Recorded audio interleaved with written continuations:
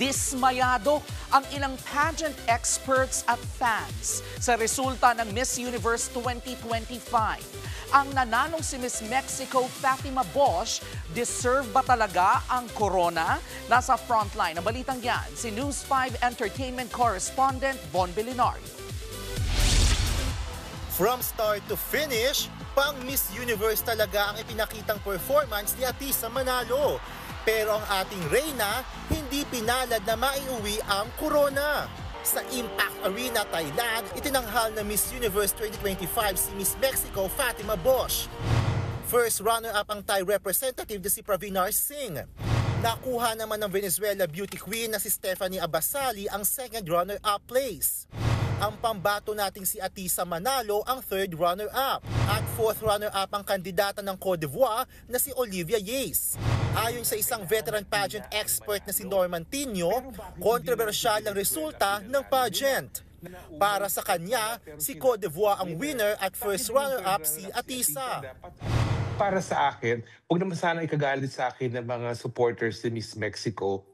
Kung gusto nila manalo ang Mexico, di sana nagpadala sila ng mas convincing na winner.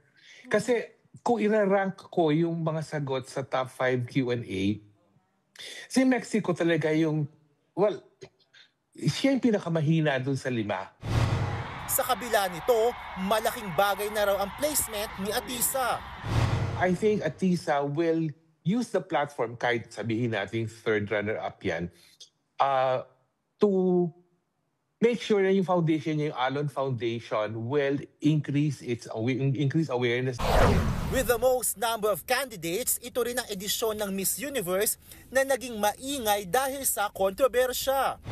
I still keep talking to everybody. Why you stand up to talk to me? Because I have a voice and it's not for everybody to talk to me. If you talk, bro, you are not respecting me as a woman. What? Mama, why you stand up? Because I... Where's the gun? Security. Sa sashing ceremony nitong November 4, nagkasagutan sina Miss Mexico Fatima Bosch at Miss Universe Thailand National Director na Wat Itzaragrisil.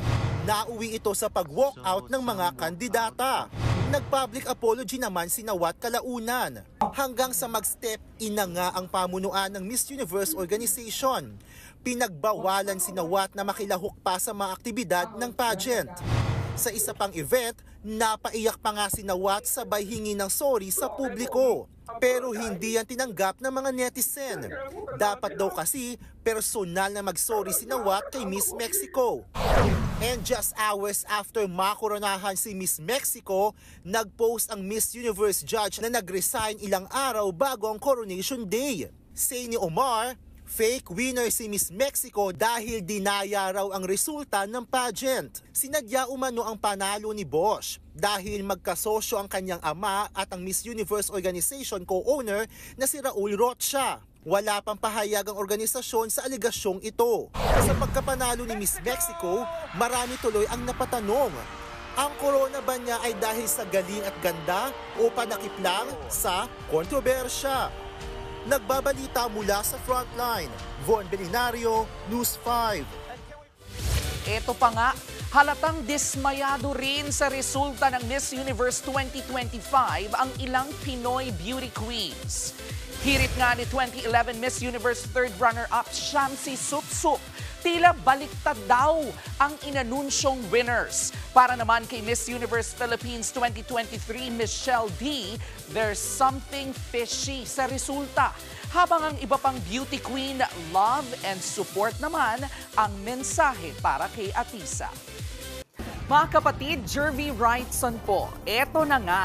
Para sa latest showbiz news at iba pang kay-alaman, mag-follow at mag-subscribe na sa social media pages ng News 5.